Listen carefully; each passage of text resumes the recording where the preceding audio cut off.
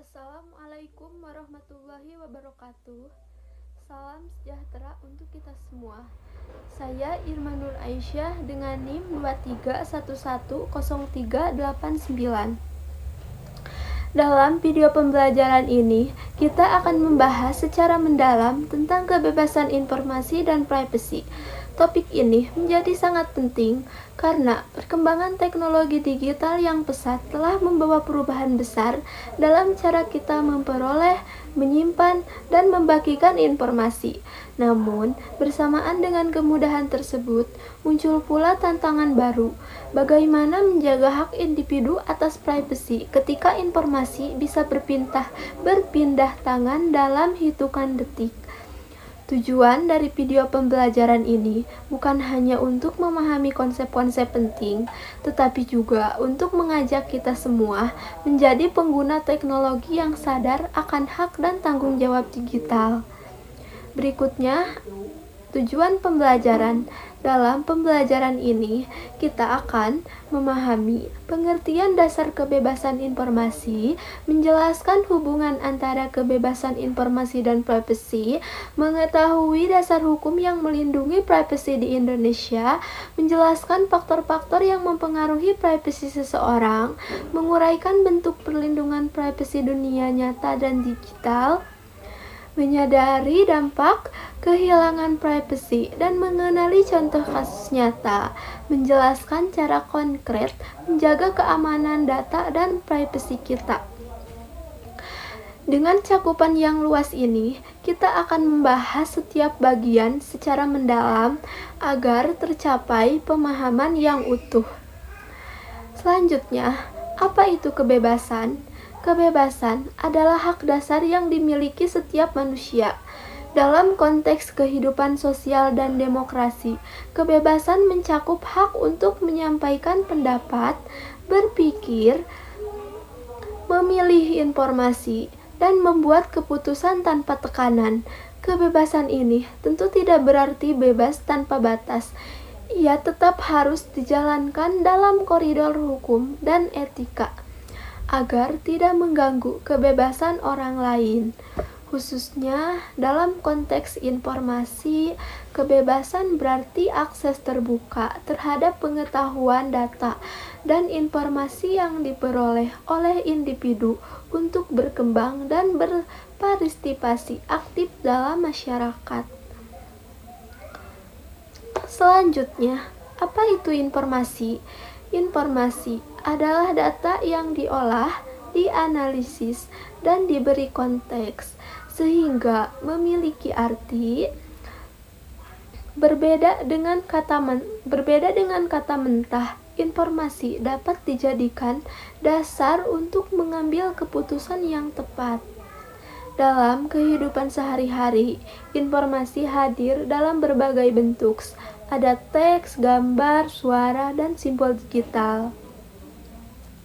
Di era digital, informasi menjadi sangat mudah diakses melalui internet. Namun justru karena kemudahan inilah kita perlu bijak dalam menilai kualitas dan keamanan informasi tersebut. Selanjutnya, kebebasan informasi.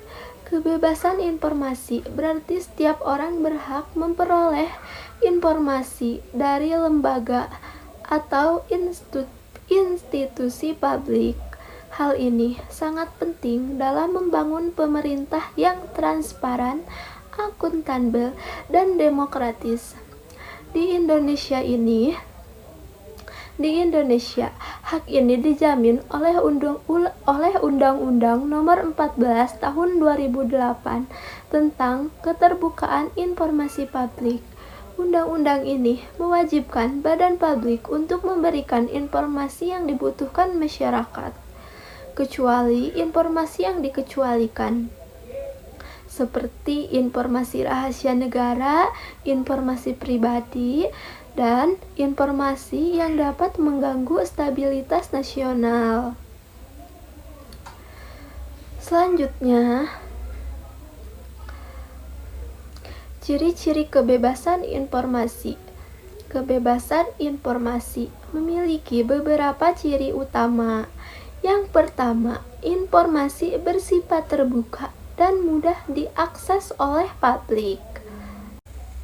Yang kedua, prosedur permintaan informasi yang jelas dan transparan. Yang ketiga, adanya kewajiban dari badan publik untuk menyampaikan informasi secara berkala. Dan yang terakhir, yang keempat, adanya mekanisme keberatan dan sengketa informasi jika terjadi penolakan akses informasi. Dengan ciri-ciri ini, diharapkan tidak ada lagi monopoli informasi oleh pihak tertentu. Selanjutnya, apa itu privacy? Privacy adalah hak untuk mengontrol siapa yang boleh mengakses informasi pribadi kita. Dalam konteks modern, privasi mencakup semua bentuk data pribadi, mulai dari data identitas seperti nama dan nomor KTP, hingga hal yang lebih pribadi seperti lokasi, aktivitas digital, hingga preferensi belanja. Privacy tidak hanya penting bagi perlindungan individu, tapi juga bagi keamanan nasional dan kepercayaan publik terhadap institusi yang mengelola data mereka. Selanjutnya, kebebasan informasi versus privasi. Meskipun kebebasan informasi penting, kita tidak boleh melupakan pentingnya privasi. Keduanya harus dijaga secara seimbang. Kita bisa mengakses data-data publik demi keterbukaan, namun harus menahan diri ketika data tersebut menyangkut informasi pribadi seseorang. Misalnya, laporan keuangan pemerintah wajib dibuka, tetapi informasi tentang riwayat medis, pegawai, atau data anak-anak harus tetap dilindungi. Kebebasan informasi tidak boleh dijadikan alasan untuk melanggar batas privasi. Selanjutnya, Undang-Undang tentang Privasi. Privasi di Indonesia mendapat perhatian serius dengan hadirnya Undang-Undang Nomor 27 Tahun 2029 tentang Perlindungan Data Pribadi. Undang-undang ini memuat prinsip-prinsip penting seperti keabsahan pengumpulan data, persetujuan eksplisit dari pemilik data, hak pemilik data untuk memperbaiki atau menghapus datanya, kewajiban pengendali data untuk menjaga kerahasiaan dan keamanan data. Undang-undang ini memberikan landasan hukum yang kuat dalam mengatur penggunaan data pribadi di sektor publik maupun swasta. Selanjutnya, ada jenis data pribadi. Data pribadi dapat dibagi menjadi dua. Yang pertama, data umum. Misalnya nama, tanggal lahir, alamat, email, atau nomor handphone. Yang kedua, data sensitif. Contohnya agama, riwayat kesehatan, data biometrik, dan orientasi seksual. Data sensitif sangat beresiko sekali jika bocor. Oleh karena itu, pemrosesannya memerlukan persetujuan eksplisit dari pemilik data dan wajib dilakukan dengan prinsip kehati-hatian. Selanjutnya, faktor yang mempengaruhi privasi. Privasi seseorang bisa dipengaruhi dengan media sosial, tempat banyak orang sukarela membagikan informasi pribadinya. Yang kedua, jejak digital, aktivitas online yang direkam oleh platform tanpa disadari. Yang ketiga, Kebijakan aplikasi. Aplikasi gratis seringkali menukar layanan dengan data. Selanjutnya, kurangnya literasi digital. Banyak masyarakat yang belum memahami pentingnya menjaga data pribadi. Semakin banyak kita online, semakin besar pula resiko yang kita hadapi. Selanjutnya, privasi di dunia nyata. Di dunia nyata, perlindungan privasi harus diterapkan dengan ketat, seperti di sekolah. Data nilai, seperti di sekolah, contohnya data nilai, absensi, dan catatan perilaku tidak boleh disebarkan ke publik. Selanjutnya, di rumah sakit, hanya tenaga medis yang boleh mengakses rekam medis pasien. Berarti jangan disebar-sebarkan ke orang lain gitu. Selanjutnya, di perbankan, transaksi dan saldo rekening dilindungi oleh hukum kerahasiaan. Jadi rahasia banget. Ini menunjukkan bahwa privacy bukan hanya masalah teknologi, tapi juga tanggung jawab institut dan individu. Begitu. Terus selanjutnya ada privacy di dunia digital. Tadi kan kita membahas privacy di dunia nyata, sekarang membahas privacy di dunia digital. Privacy di dunia digital. Di era sekarang, hidup kita sudah sangat tergantung pada teknologi. Tapi semakin canggih teknologi, semakin canggih pula cara data pribadi kita bisa dicuri. Maka, menjaga privasi digital bukan lagi pilihan, tapi kewajiban. Ada 4 cara sederhana tapi powerful yang bisa kita lakukan mulai hari ini. Yang pertama, gunakan 2FA, autentikasi 2 faktor. 2FA atau Two Factor Authentication adalah benteng pertama yang wajib dipasang di semua akun penting. Jadi, meskipun seseorang tahu password kamu, mereka tetap tidak bisa masuk tanpa kode verifikasi tambahan yang dikirim ke HP atau email kita. Ingat, satu password bisa diretas, tapi 2 lapis keamanan jauh lebih sulit ditembus. Yang kedua, ada batas izin aplikasi. Banyak orang tidak sadar bahwa aplikasi yang mereka pasang bisa mengakses kamera, mikrofon, lokasi, bahkan kontak pribadi. Padahal tidak semua aplikasi butuh itu semua. Maka, sebelum klik allow, tanya dulu ke diri sendiri, apakah aplikasi ini benar-benar perlu diakses? Karena izin yang kita berikan bisa jadi pintu utama masuknya kebocoran data. Yang ketiga, gunakan VPN. VPN bukan cuma buat nonton film di luar negeri. Ini adalah alat perlindungan penting saat kita menggunakan Wi-Fi publik seperti di kafe, kampus, atau bandara. VPN menyembunyikan alamat IP asli dan menenkripsi koneksi kita sehingga aktivitas online kita tidak mudah dilacak.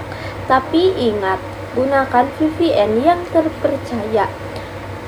Mungkin VPN gratis kadang justru menjual data kita.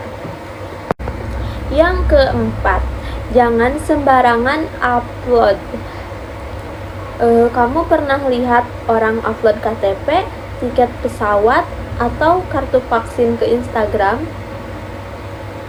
Kedengarannya sepele, tapi faktanya itu bisa jadi bahan baku pencurian identitas. Sekali dokumen pribadi tersebar di internet, kita tidak bisa menariknya kembali. Jadi, sebelum mengunggah apapun ke media sosial, pikirkan dulu apakah kita perlu, apakah aman, terus siapa yang bisa melihat postingan kita. Menjaga privasi bukan cuma soal software atau aplikasi, tapi soal kebiasaan kita sendiri. 4 langkah tadi adalah investasi kecil yang bisa menyelamatkan kita dari resiko besar. Karena di dunia digital yang paling berharga bukan lagi uang, tapi data pribadi kita. Selanjutnya, ada dampak kehilangan privacy. Privacy itu seperti kunci rumah digital kita. Begitu kuncinya hilang, siapapun bisa masuk.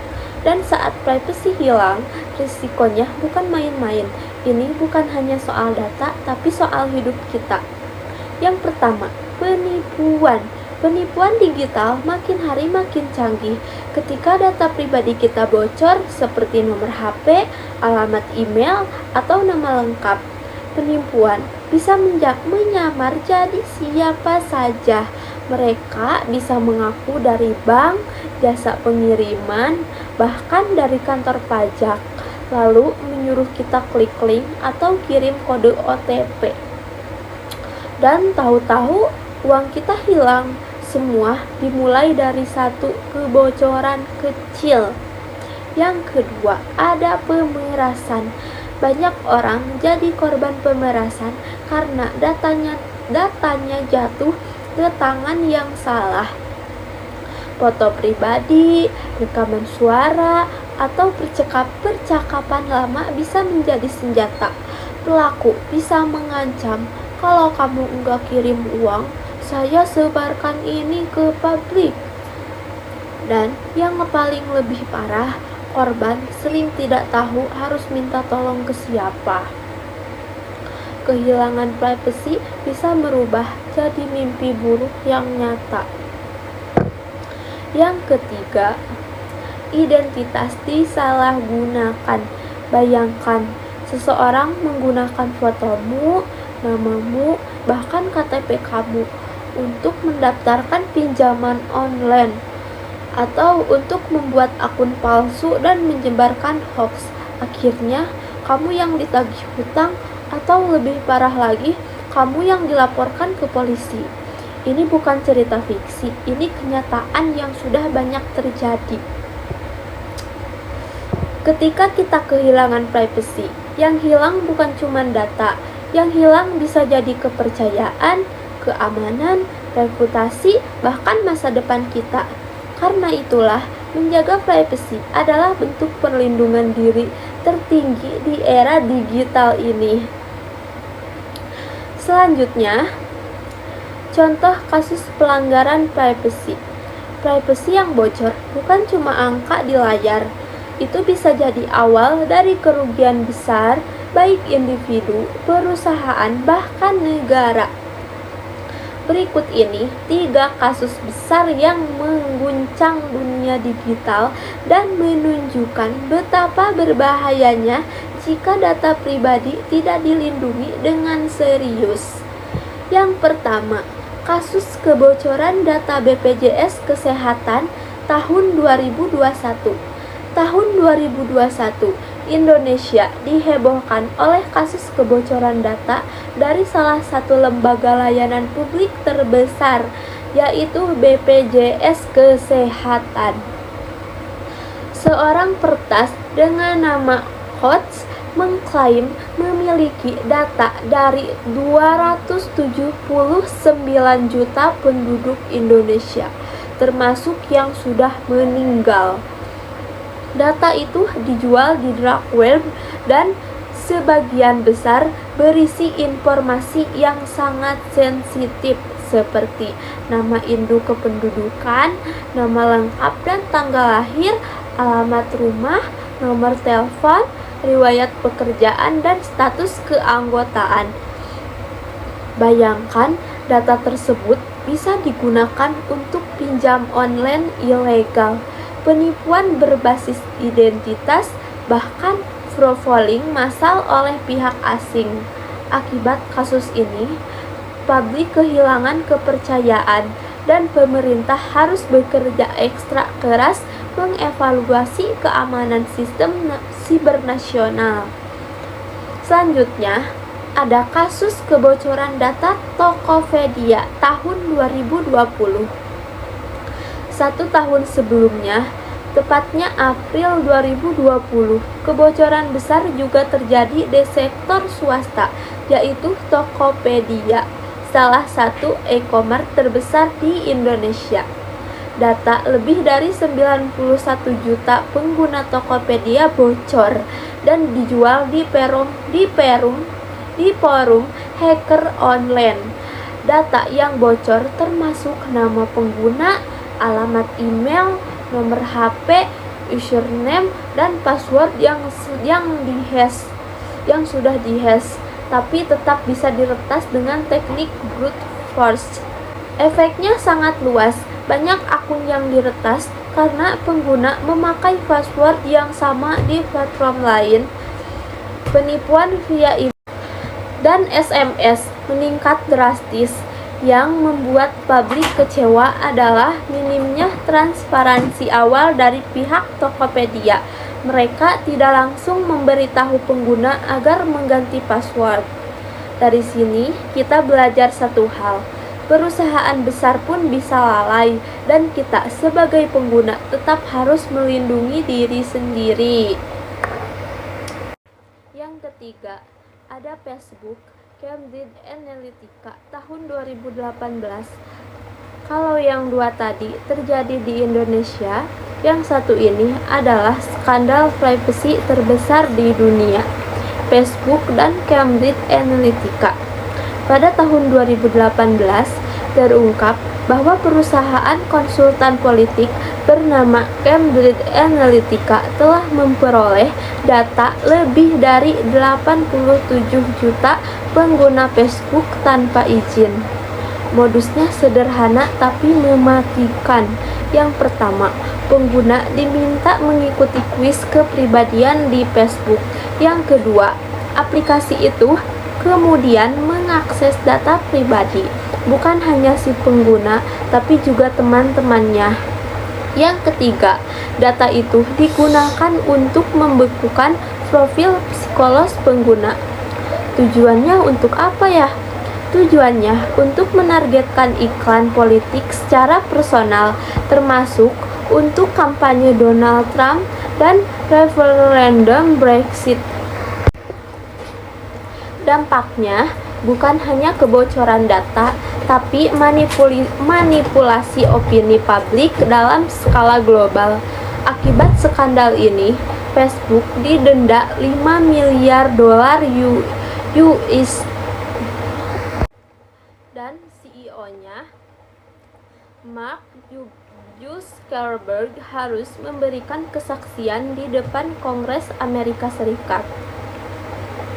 Kesimpulan bagian ini, 3 kasus ini, BPJS, Tokopedia, dan Facebook menunjukkan bahwa kebocoran data bisa terjadi di mana saja, lembaga negara, perusahaan besar, bahkan platform media sosial global. Dan semua bermula pada satu hal, ketika privacy hilang, kita semua bisa jadi korban. Maka penting bagi kita untuk lebih sadar, lebih peduli, dan lebih waspada terhadap data pribadi yang kita miliki dan bagikan. Selanjutnya, ada cara melindungi privacy. Di era digital seperti sekarang, data pribadi bisa bocor hanya karena satu klik. Tapi kabar baiknya, kita bisa melindungi diri sendiri, bahkan tanpa perlu jadi ahli IT. Ada 3 langkah penting yang kelihatannya sepele, tapi punya dampak luar biasa dalam menjaga keamanan dan privasi kita. Yang pertama, gunakan password yang unik dan kuat. Langkah pertama adalah menggunakan password yang unik dan kuat untuk setiap akun yang kamu miliki.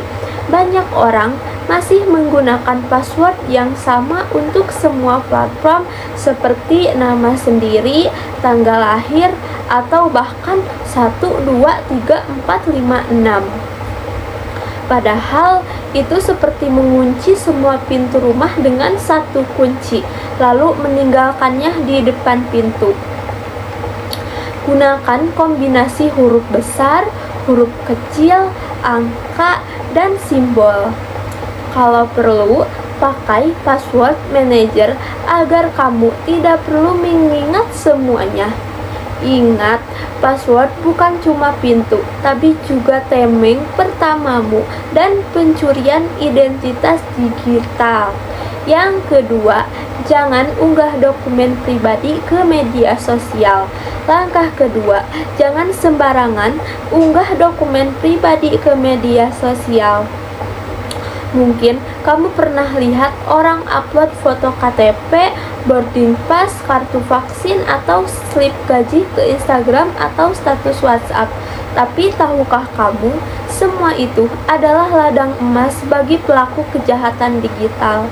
Dokumen seperti KTP dan boarding pass menyimpan informasi pribadi yang bisa digunakan untuk membuat akun palsu atas namamu, mendaftar pinjaman online ilegal, melacak aktivitas dan keberadaan kamu. Dan begitu data itu tersebar, kamu tidak bisa menariknya kembali, karena di dunia digital, sekali upload selamanya ada. Yang ketiga, hapus aplikasi yang tidak penting. Setiap aplikasi yang kamu pasang bisa meminta izin untuk mengakses kamera, mikrofon, kontak, lokasi, dan file di perangkatmu. Bahkan saat tidak digunakan, aplikasi itu tetap bisa berjalan di latar belakang dan mengumpulkan data. Semakin banyak aplikasi,